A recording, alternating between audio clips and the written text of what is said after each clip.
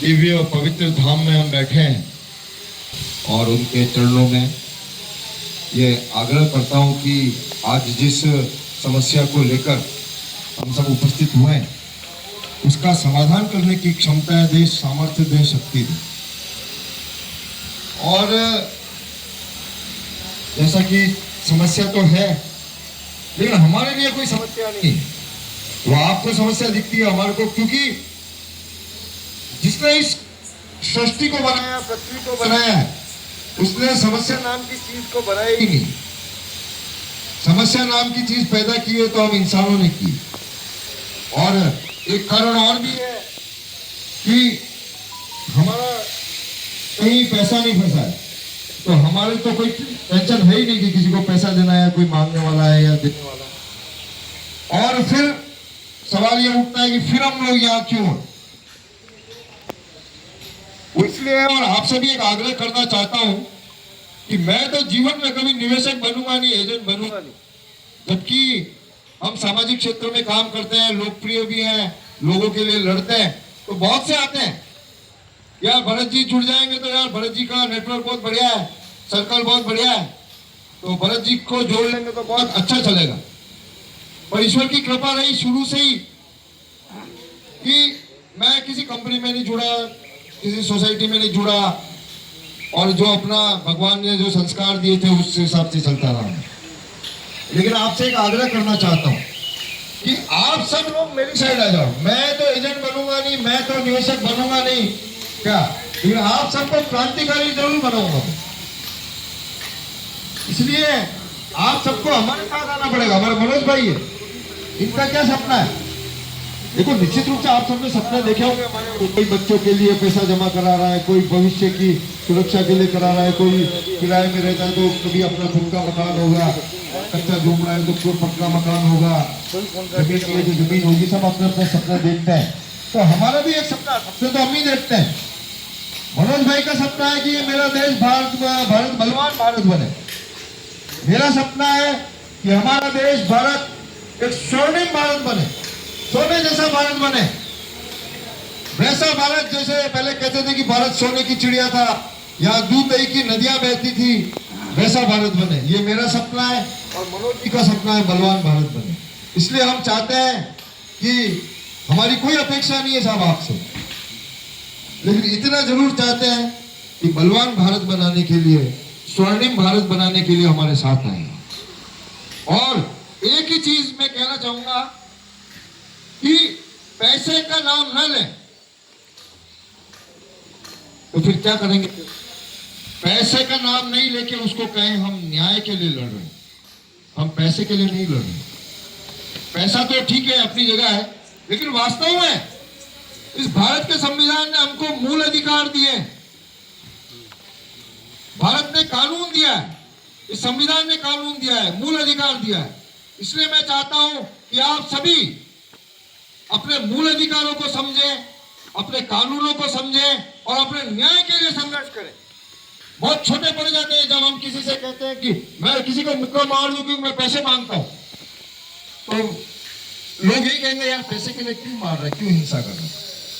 लेकिन किसी ने अन्याय किया, अत्याचार किया है, किसी कमजोर को दबा रहा है, मैं उसको मारता हूं, तो लोग खुशी खुशी तारीफ करेंगे या बढ़िया क्या इसने गलत काम करने वालों को दबाया।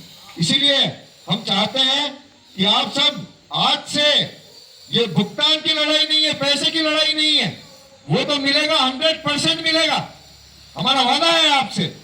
लेकिन हम भुगतान की लड़ाई से भी बड़ी लड़ाई लड़ने जा रहे हैं। हम नहीं चाहते हैं, अच्छा पैसा किसके लिए इकट्ठे किया?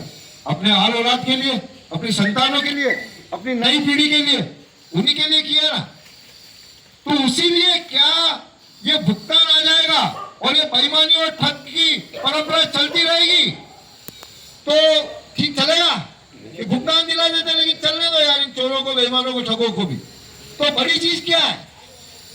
तो बड़ा लक्ष्य है। मैं चाहता हूं कि हम एक लक्ष्य और बड़ा लें, एक सीढ़ी और ऊपर चढ़े, और वो है मूल अधिकारों की लड़ाई, कानूनों की लड़ाई और अपनी संतानों को, भविष्य को सुरक्षित भारत देने की लड़ाई। इसमें हम आप सबका सहयोग मांगते हैं। इसलिए हमें न्याय की लड़ाई। और मैं कुछ जानकारी देना चाहता हूं कि हम कमजोर क्यों पड़े। भाई हमारे साथ ऐसी नौबत क्यों आई। हमारी कहीं ना कहीं कमजोर, भाई शरीर कमजोर होगा तो ही बीमारी घुसेगी। तो ये बीमारी घुसी क्यों? वो इसलिए घुसी कि हमें अपने कानून की जानकारी नहीं है।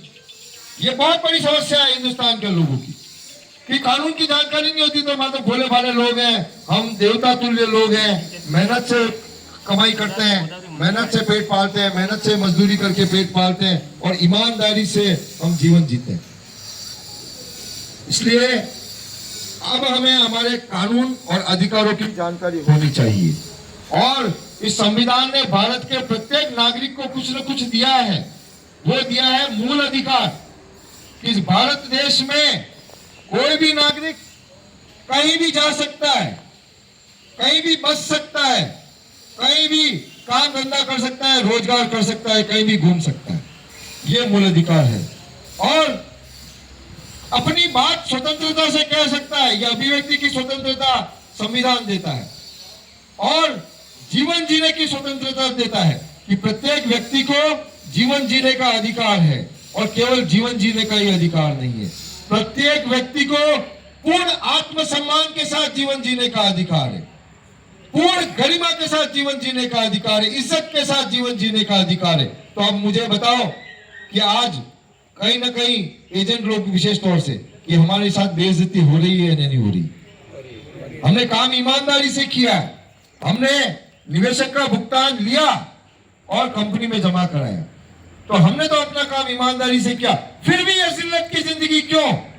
बहुत से एजेंट हमारे प्रकाश जी व्यास है जारोल में, कई सारे नाम ऐसे सैकड़ों लोग हैं जिनको आत्महत्या करनी पड़ गई, वो सहन नहीं कर पाए।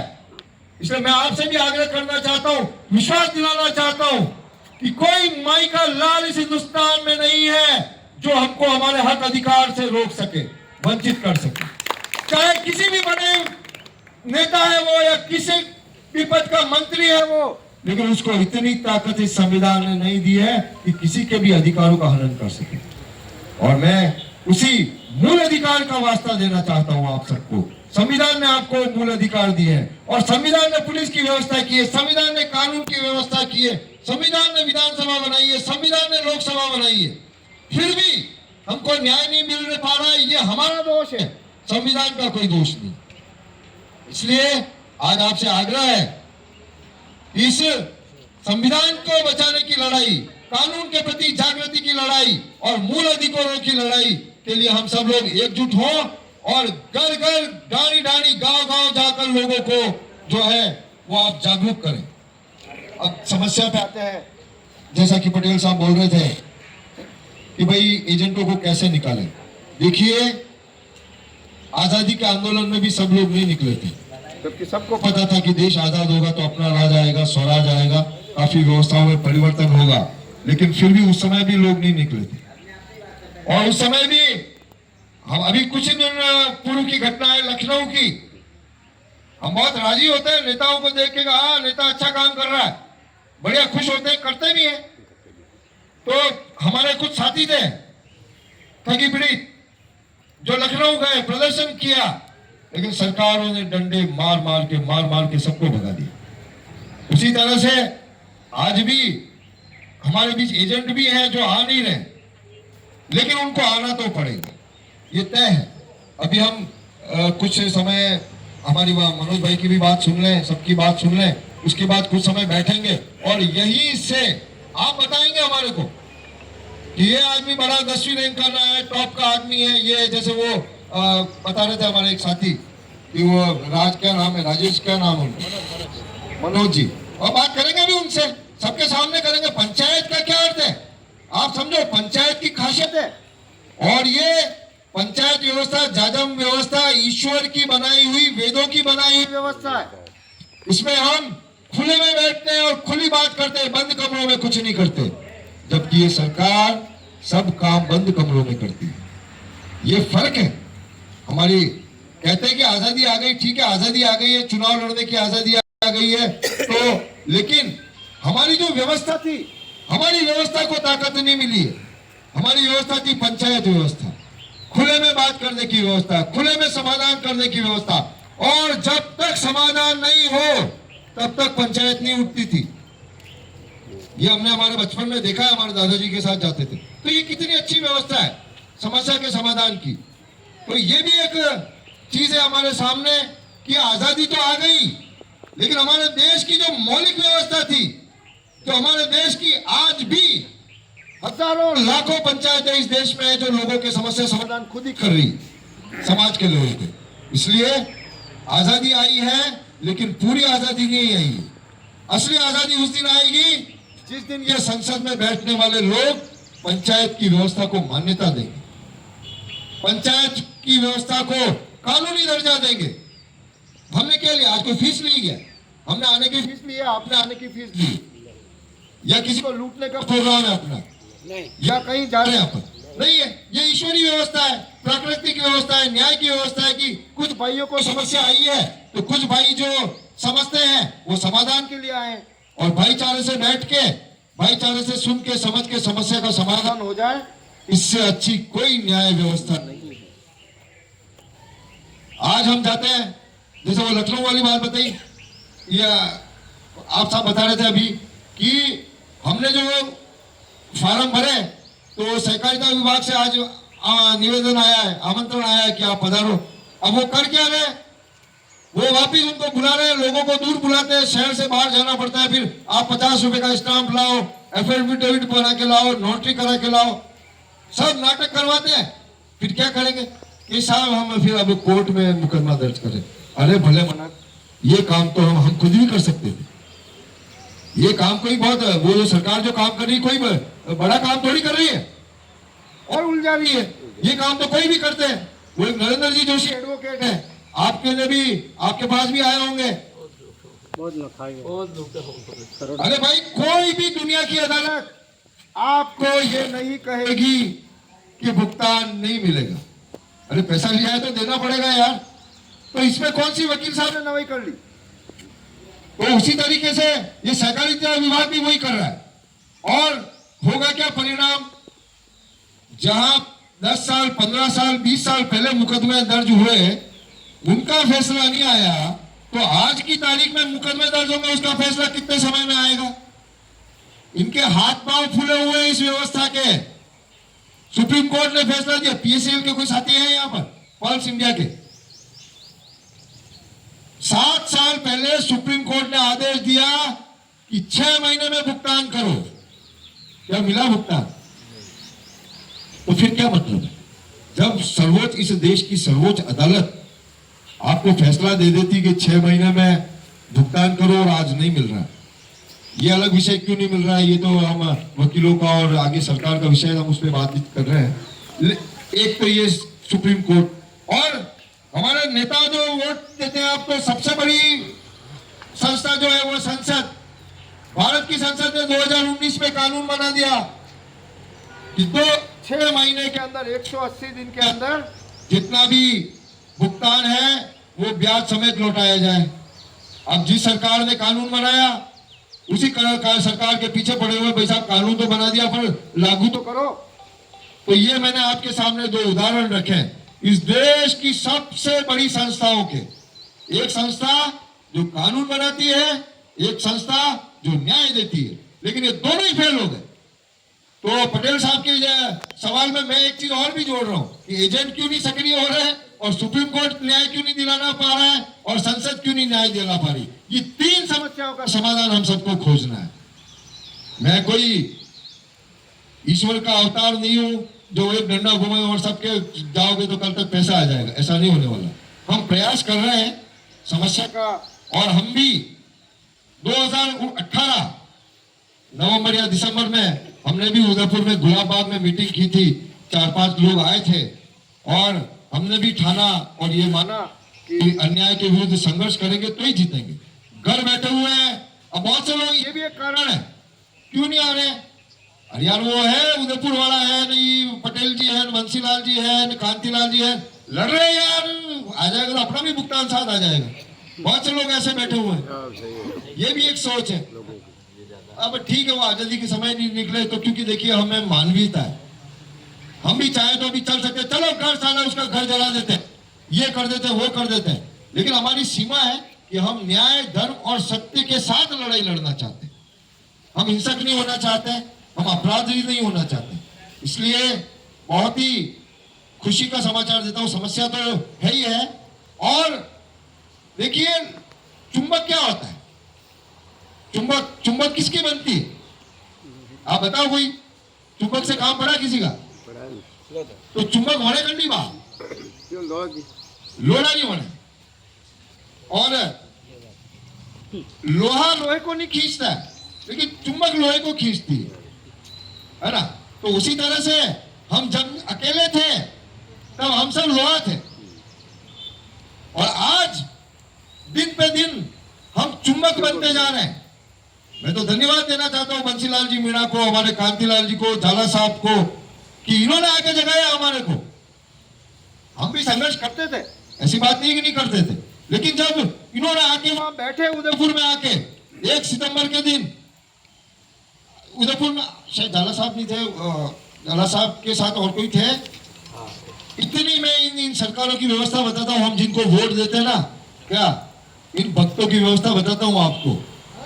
जब पहली बार आके बैठे थे, कोई था उस दिन जब कलेक्ट्री के सामने घसीट के लगे, आप थे?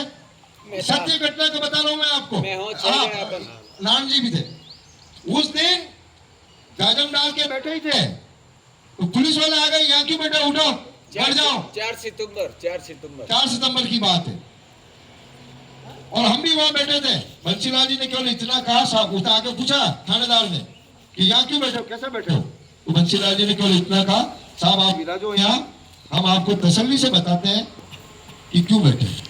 वो थानेदार पाकिस्तानी तो था नहीं, था तो हिंदुस्तान का थानेदार, उसने कॉलर पकड़ के उठाया उनको। मैं बताता हूँ, मेरे को बैठने के लिए कह रहा है, मैं बताता हूँ, और वो उसको कॉलर पकड़ के खड़ा कर दिया। मुझे भी गुस्सा आया, मैं भी खड़ा हुआ, हाथ पकड़ा और कहा, ये कौन सा तरीका आपका बात करने का? तो वो बोला, मैं तुम सबको गिरफ्तार करता हूँ। मुझे भी गुस्सा आया, यार हम न्याय की लड़ाई लड़ रहे, न्याय मांगने आए, संविधान ने हमारे को मूल अधिकार दे रखे, हमारा अधिकार है अपनी बात रखने का, हमारा अधिकार है सरकार का विरोध प्रदर्शन करने का, और तू थानेदारी लगा रहा है जबरदस्ती यहाँ।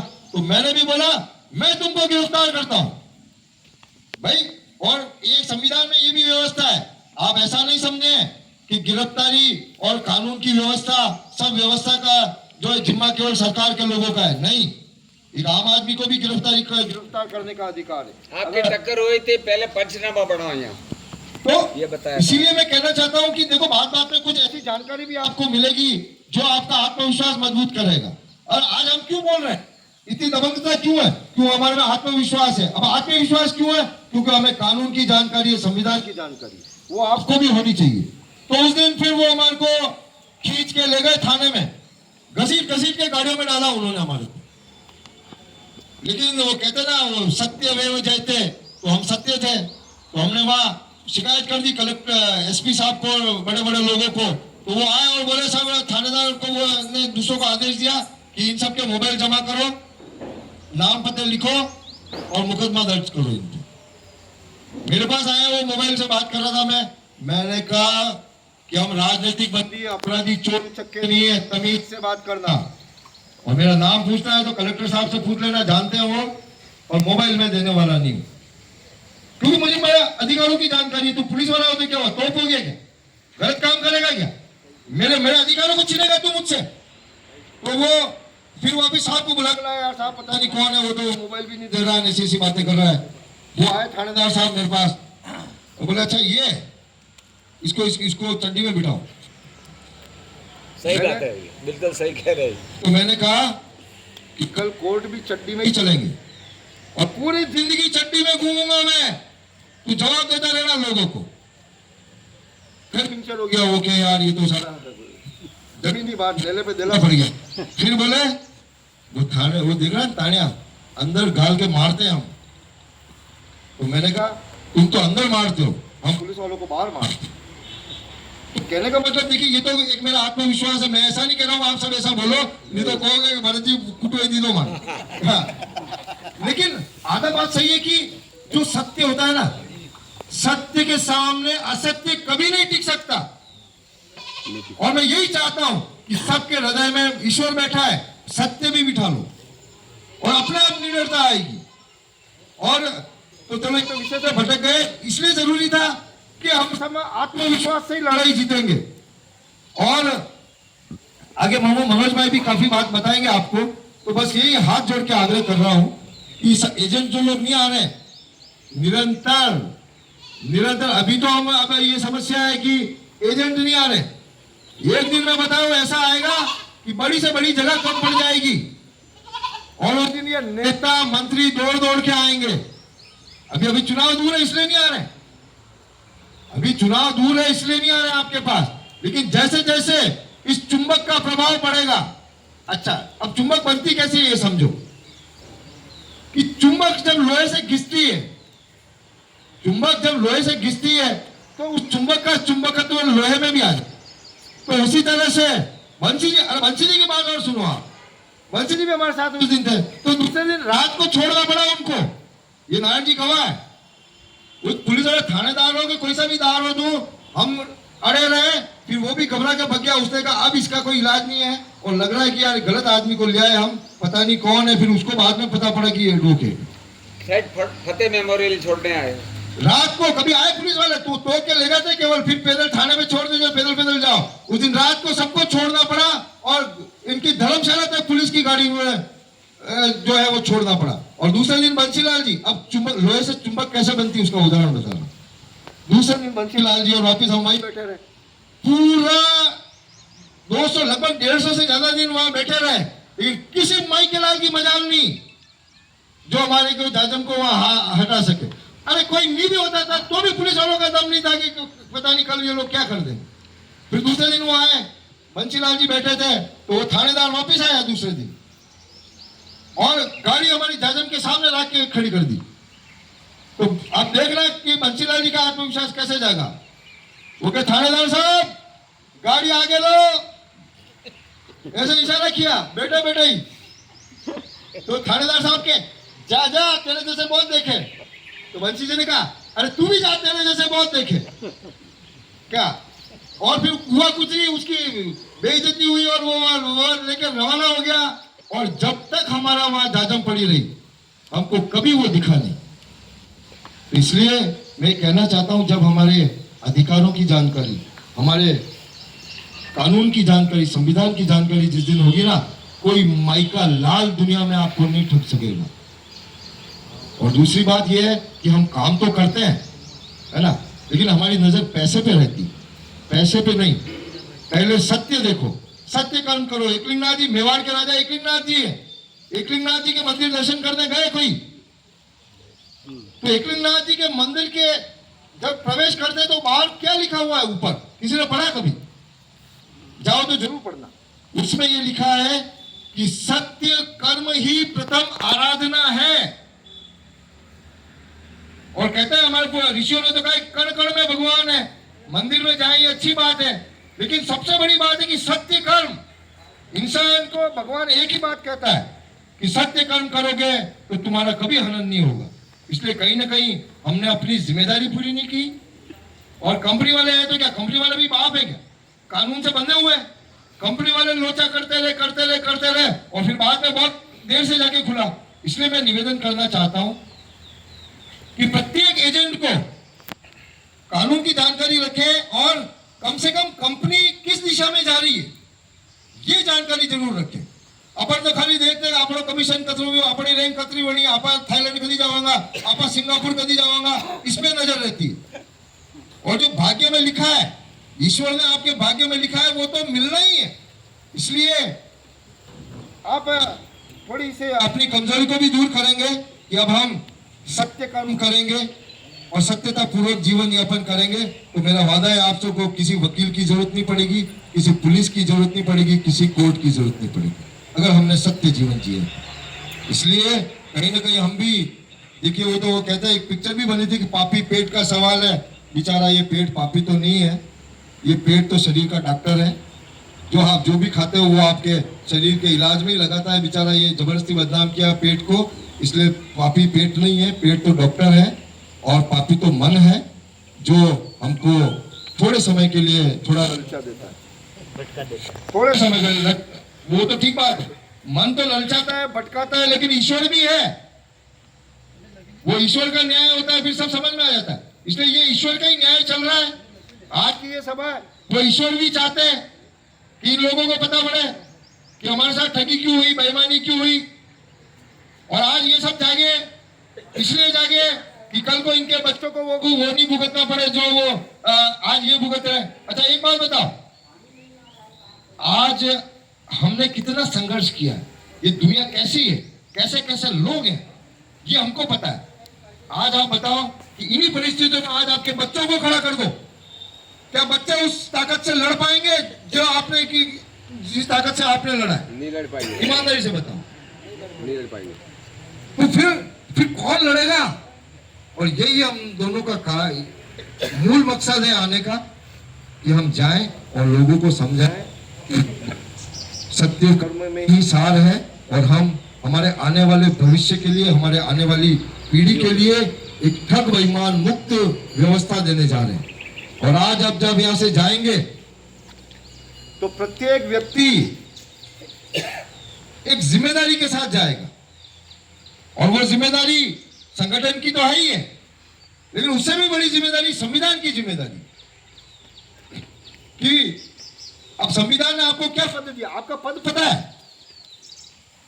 हम सब यहाँ बैठे हुए हैं, सब लूटे पीटे लोग, कमजोर लोग बैठे हुए हैं, जिसको सबने लूटा, सरकार ने जिसके मर्जी पड़ी उसी ने लूट लिया, केबीसीएल ने लूट लिया, आदर्श ने लूट लिया, सहारा ने लूट लिया, पुलिस वाले लूट रहे हैं, वकील लूट रहे हैं, जज लूट रहे हैं, सब लूट ही रहे, और हम लूटा रहे। लेकिन ये लुटाने वाला कौन है, इसका पद पता ही है। हम पुलिस वाले नहीं है, कलेक्टर नहीं है, नेता नहीं है, विधायक नहीं है, सांसद नहीं है, कुछ भी नहीं है, लेकिन हम इस भारत के भाग्य विधाता है। हम इस भारत के भाग्य विधाता है। अब मैं साबित करता हूं कैसे। राष्ट्रगान तो सभी को आता है, तो हम क्या गाते हैं कि जन गण मन अधिनायक जय, भारत भाग्य विधाता।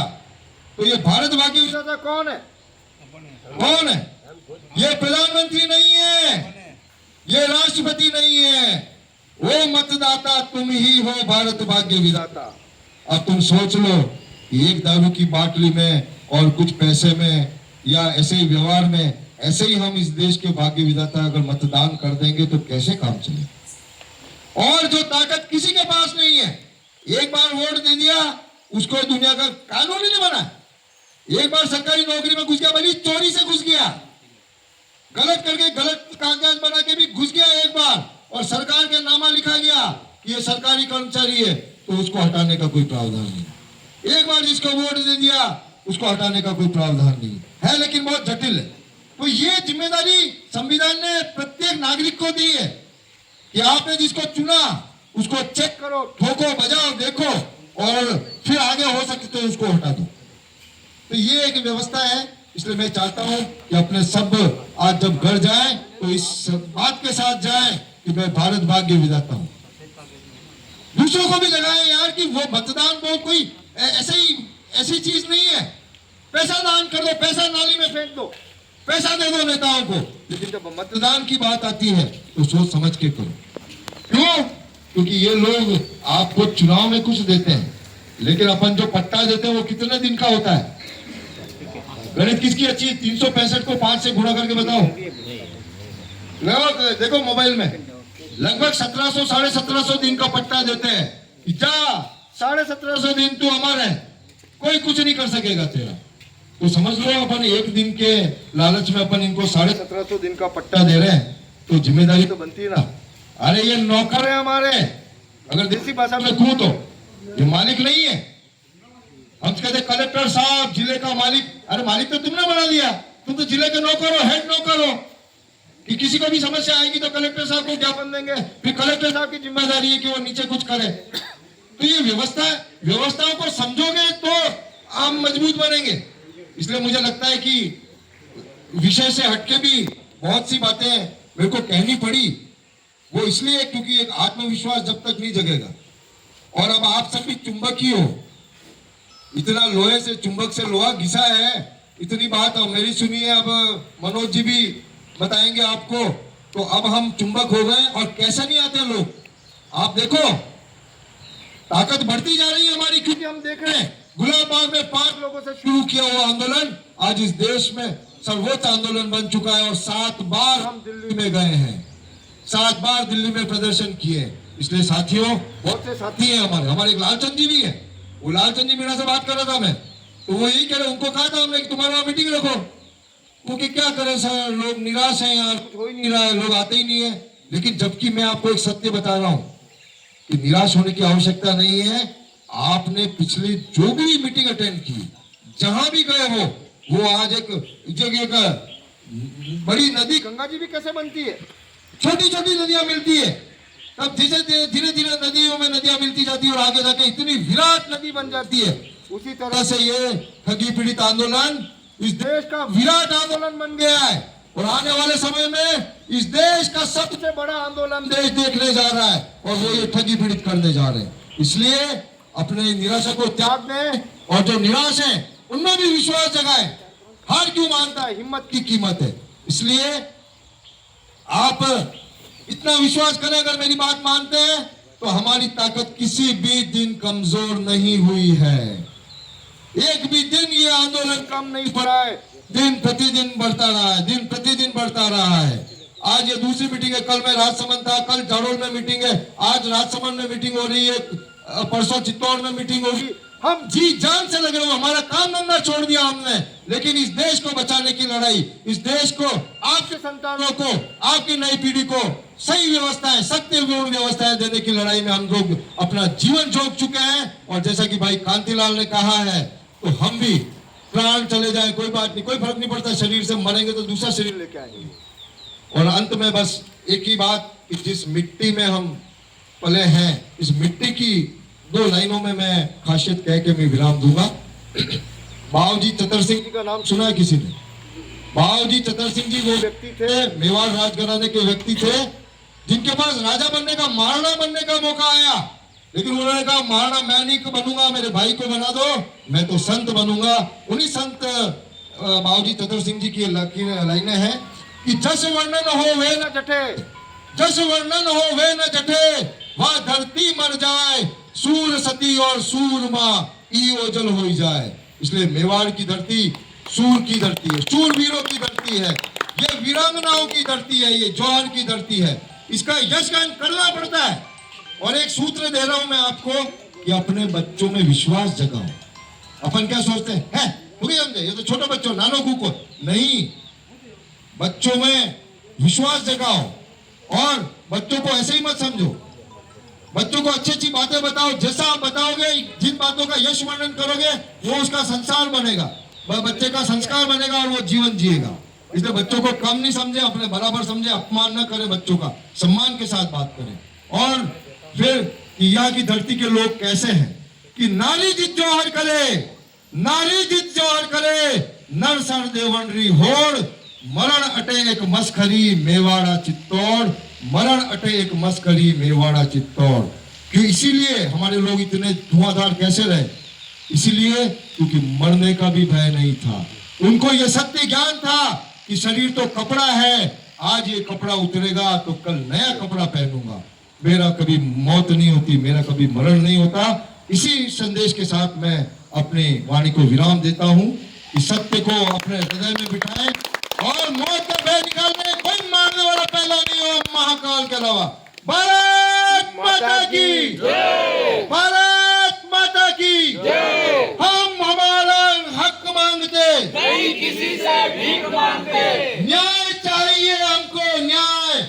इसलिए अन्याय अत्याचार सहन नहीं करेंगे, नहीं करेंगे, नहीं करेंगे। धन्यवाद, बहुत तसल्ली से सुना है। और मैं अब आग्रह करना चाहूंगा मेरे अनुज स्वरूप क्रांतिकारी मेरे भाई, जिन्होंने मेरी भी बैटरी चार्ज की है, ऐसे मनोज जी राजपुरोहित जी को धन्यवाद।